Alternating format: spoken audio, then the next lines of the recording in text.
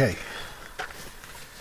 I'm packing up here, get ready to head down the trail to Sycamore Reservoir for a couple of days, and going by myself.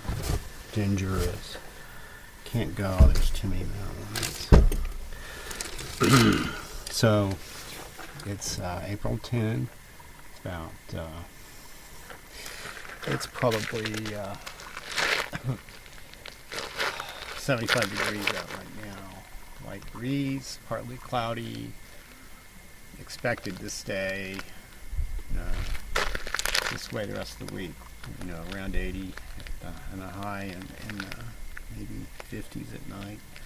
So I'm at an elevation of maybe 5,000 feet. And, I'm going to get some film and pictures in the Bear Canyon. It's beneath what I suspect is a fulgamite, and I want to go take a look at it and see if I can see any signs that might help verify that. And it's pretty rugged country, rugged, deep gorge of a canyon I'm going to go into. So tonight I'm going to hike maybe 5 miles, set up camp, and tomorrow day hike to this gorge, take some film, come back out, spend the next night at the base camp, and then come back out here. So that's the plan anyway, and I'll pick this up later. Just to show you how it looks around here. It's about 1 p.m. This is the trailhead parking lot, and it's for the locals who might want to come here. It's the Gordon Hirabashi trailhead off of Catalina Highway in the Catalina Mountains. All right. To get an idea of exactly where we're at, we're in southern Arizona in the Santa Catalina Mountains, and I'm zooming in directly on Sycamore Reservoir.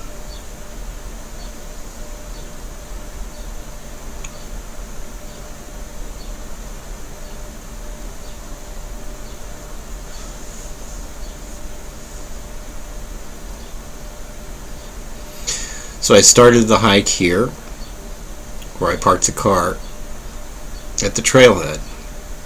This is the Gordon Hirabashi trailhead. First day, follow the trail over the pass, back down, and there's Sycamore Reservoir. Camped underneath the trees, and then the next morning, took this trail. It basically heads west. It's part of the Arizona Trail, which leads from Bear Canyon over another pass to Sabino Canyon. So here's the pass. Took a break there, a little bit of film, and then followed this trail, which leads to Thimble Peak.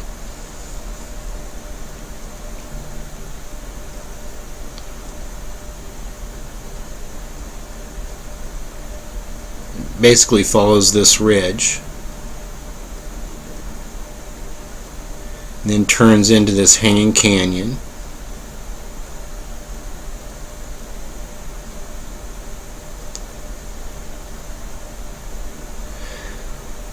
which brought me out to these cliffs overlooking the lower Bear Canyon.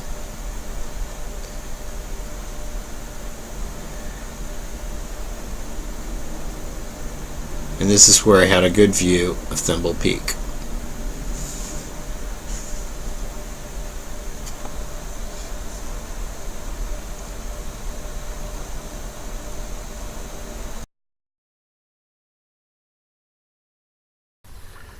I made it to Sycamore Reservoir.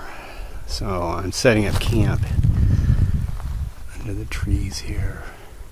And so I'm getting the tent out and laying it out, and now I just have my stuff spread out here.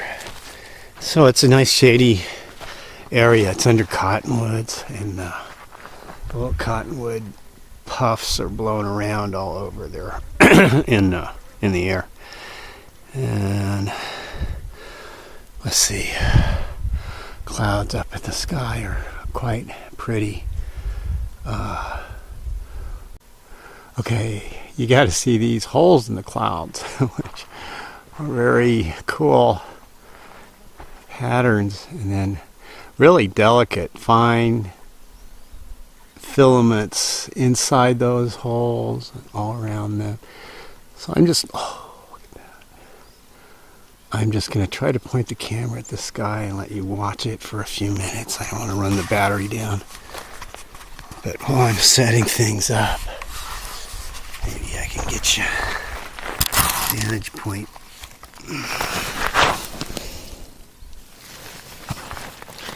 See how that works.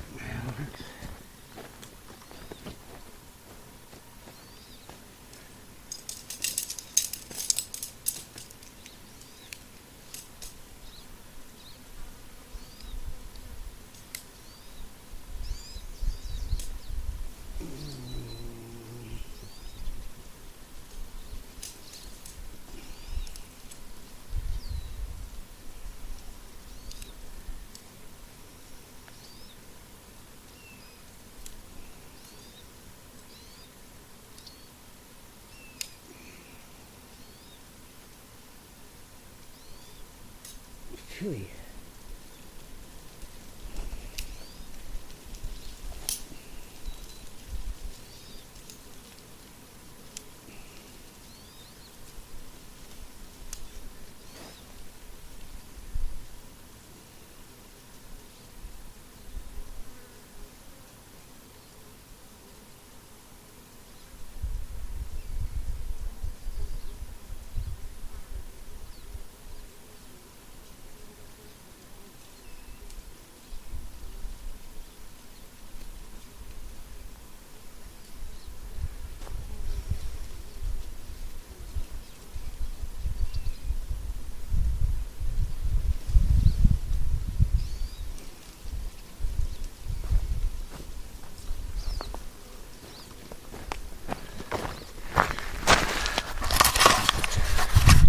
Okay, hopefully that you were able to watch these clouds for a minute.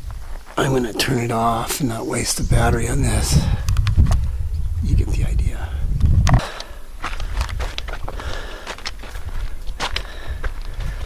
But it's nice and green here. I could have camped right here under these trees and the grass, but it's really kind of hummocky under there. So I know there's like lots of life, probably like ground squirrels and shit, that will get in my food. Not to say won't the other place, but this looks a little more likely to have lots of visitors, including humans, right here because it's right here at the destination. So as you can see, it used to be an actual reservoir. And when I was here last, 30 years ago, it was still a reservoir. So, I mean, this was still being used, as I recall, was where the water is still in here, in this basin right here. Unless something else has changed. And back in here, there's been a lot of flooding, and that's just choked with flood debris from rains. The water, which I've got to drink this stuff, it's just rust colored. So I don't know if that's the I think it's the algae, but I don't know. I hope it's not some kind of arsenic or some crap in there that will, some heavy metals. But I think it's just it's nice and clear. It's just got those billowing clouds of red algae. Anyway, I can get some clear channel here that I can get some good water out of. It's moving water. And then see the sheen on the water? I don't like that either. It's soapy looking sheen or petroleum sheen. But this used to be the catch basin that the prison camp relied on for water. So presumably it's not some kind of terrible mineral thing, because it would have been affecting them back then too in this canyon. I think it's good water. That's Thimble Peak in the distance. So tomorrow, we're going on the beneath that, not up on it, but beneath that. That's the intention. So this is it. This is Sycamore Reservoir. And look at it's the way we came from. So the campsite's back that way, just a quarter mile, maybe, well, less than even a quarter mile. It's about 0.2 of a mile. And I got to crawl down there and get water, so I don't want to fool with the camera while I'm doing it. But that's where I'm getting water for dinner tonight. I'll boil it, of course. And I've got iodine tablets or something, some kind of purification stuff, chlorine.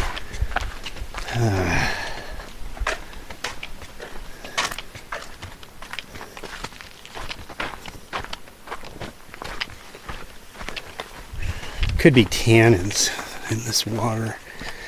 Tannins that color the moss, that algae, whatever that is.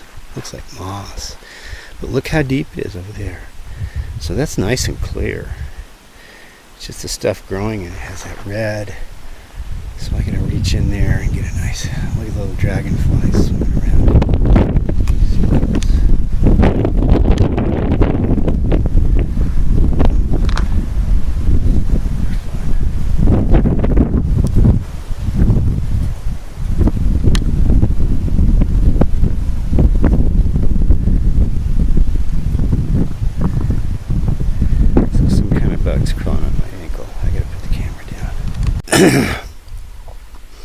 After trying for 15 minutes, that's all I've been able to collect.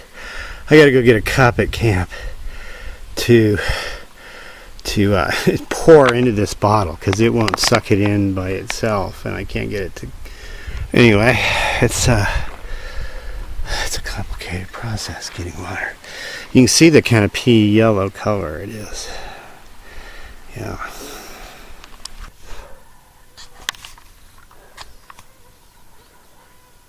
Okay.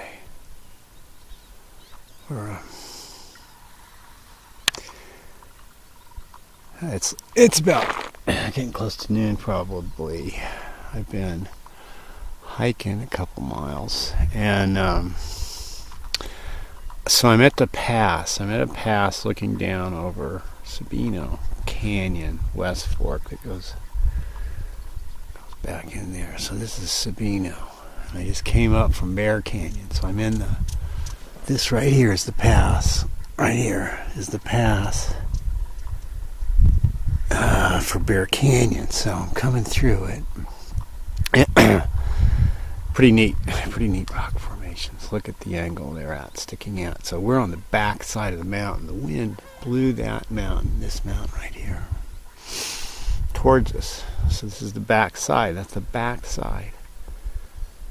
One of those triangular buttresses sticking out, got buried by the mountain. It started out there and built up into a bigger and bigger and bigger triangular buttress, and then smaller and smaller and smaller ones down the front as the energy of the event dissipated. That's the way I see it anyway. So one interesting thing here where I'm stopped is the lightning bolt in the rock. See the rocky. Oh, my eyes are full of sweat, and it's got that sunscreen in it, and it's burning my eyes. Okay, so this is I believe where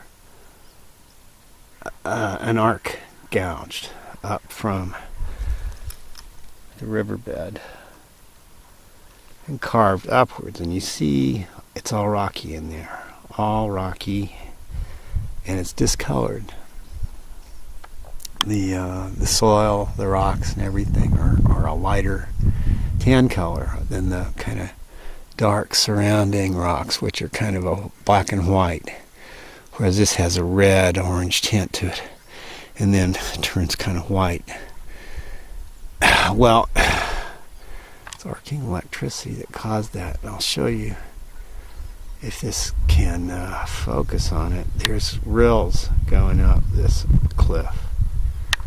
They're smooth rills, and it's not caused by water. It's not water erosion over there. It doesn't even follow a water erosion path. It goes, let's see, how close is there? Right there. See that rill going up in the crack? It comes down. I gotta back up a little bit. That rill comes down. Oh, the sunshine comes down through these rocks right here. It's a continuous rill that's not formed by water.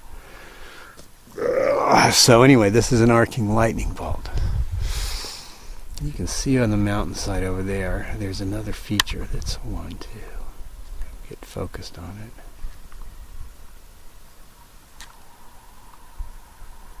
It's going kind of straight up the mountain, and it forms a line across several features of rock, slope, through trees, forest, and it's because electrically the soil, I think, has been depleted of whatever, so things don't grow in these areas as well, and that's one aspect to them. So let me go show you a couple more.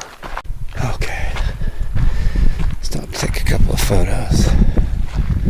So this is the pass here on the Arizona Trail, Bear Canyon, East Fork, and Sycamore Reservoir, just where I came from. So okay, that's another one of these lightning bolts. You can see it's just a rock. It's not a drainage. The drainage is next to it. It shoots up like fingers through the mountains. You see that? Fingers through the mountains. Shoots up through there. God, I don't know if that's getting it. There, I do the fingers through the mountains. Right there, and its forking bolt, and it left its impression. It's all rock, and it's colored almost white and lacks vegetation. Well, that's because it's rocky mostly. So that's one. Here's another one. This is one I'd like to get to, but it's a little too rugged to get to it. It's not far away though. Sorry for all the grunting. Jolting me steep going downhill. My nose is running. God, I hate that. That's some allergy. Okay, there it is. All right, here we come. Now that is another arc coming up the mountainside. This mountain's got a few of these, quite a few of these. In certain areas, and one of the areas is here. This one. One of the reasons I came here in the Sabino Canyon, Bear Canyon area, something really dramatic happened electrically when this mountain was being made. So that's the other, and the bottom of it is just cliffs. It's rocky cliffs that have that same tortured appearance, and with runnels and stuff going on. So that is what I think is the remnant of an arc that never developed into any kind of a creek bed because there's not enough water. There's not much watershed up there to feed it. So it's left as a naked scar of an arc. So that's three of them just real close by, because this area, I mean, hugely energetic event took place. So I'm still trying to sort it out. Come back here to look at these arcs. Now these arcs, they originated, I'm going to show, these arcs originated all the way back to Colorado River, all the way back to Sierra Cortez, all the way back to the Caribbean. So I got to show you that. over time. Rugged mountains. I'm not going to go down there. It's just a lot of climbing to come back up. And the only benefit in going down is to jump in the water and cool off. But then the benefit of doing that, you get erased by the hot climb coming back out. Because there's quite a drop. I'm going to drop 500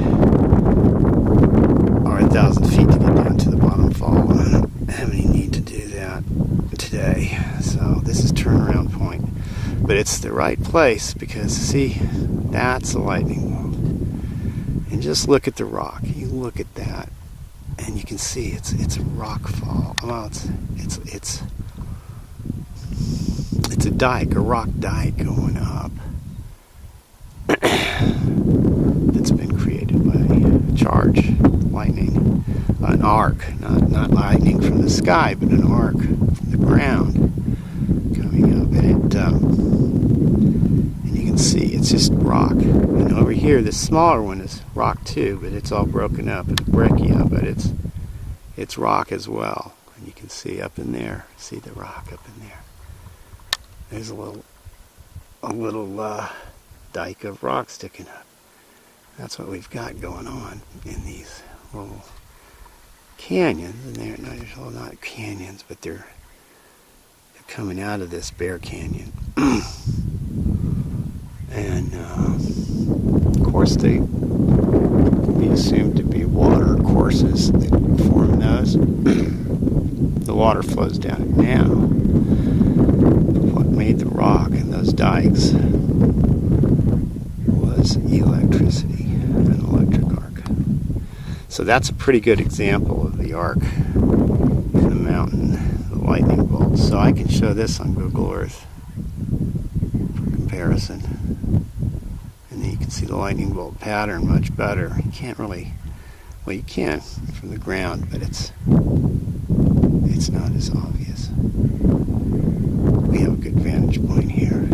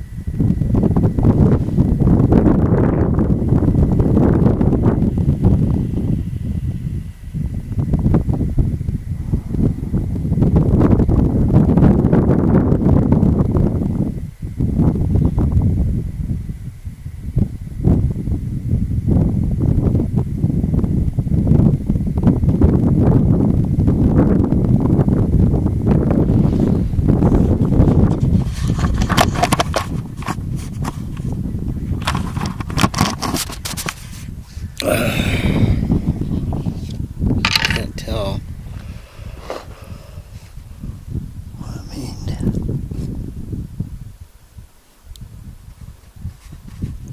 Oh, it's the Santa Rita Mountains off in the distance.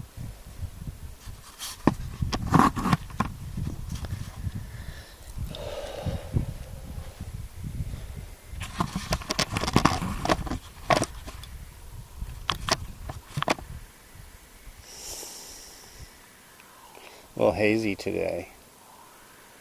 Look how rugged these mountains are. You can see the layers now. I hope it's focused well on this ridge.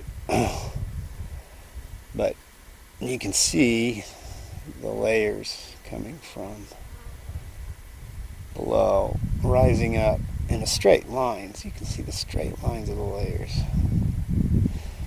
in those cliffs.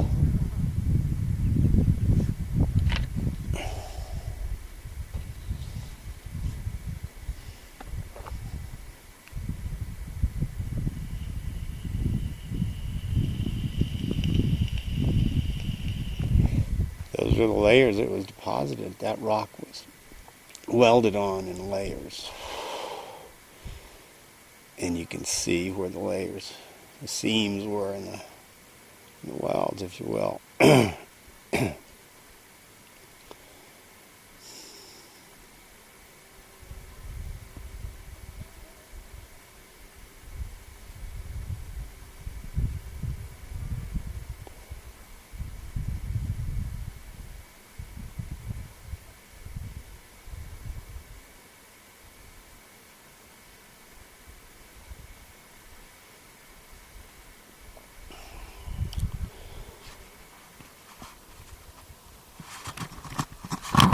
Hopefully this is going to get the peak up there. I don't know if it's in view. We'll let it sit out today. Hopefully that's okay. So, thimble, I think, is an arc hit. Arcs hit and create fulgamites at the tips a lot of times of triangular buttresses. So I don't know if that's because they're a high point being created when blown during the storm that creates this high point that then attracts the lightning, or if there's just the electric field in that area where there's a shear zone and sonic waves that are forming the triangular buttresses. Maybe that creates a current draw.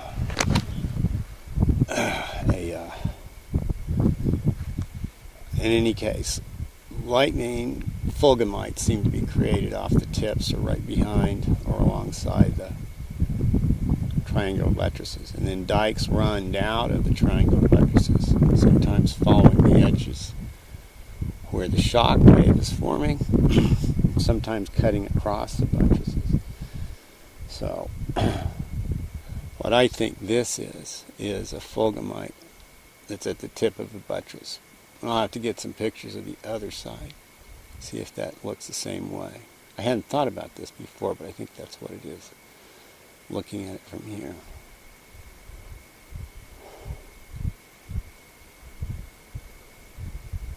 It's all granite. That black and white banded granite, it's cross-bedded because it was laid down in winds.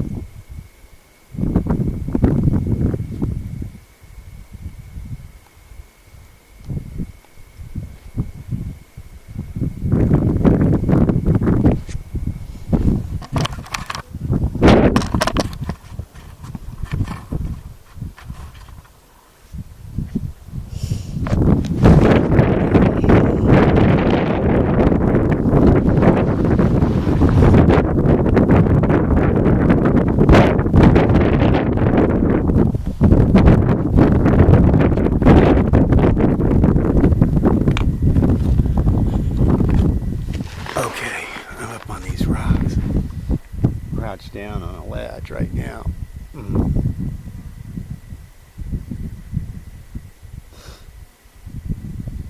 It's pretty sunny out here. There's no shade around here, so I want to head back to shade, but it's such a pretty view.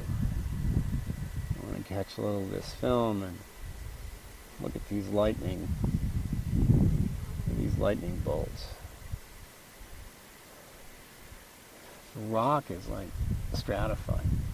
Like the current went up and the rock stratified this way. That seems to be typical.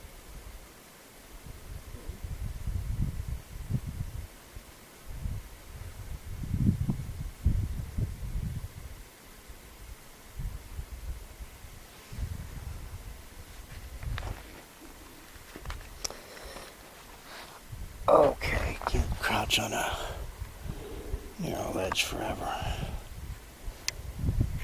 Gotta head back.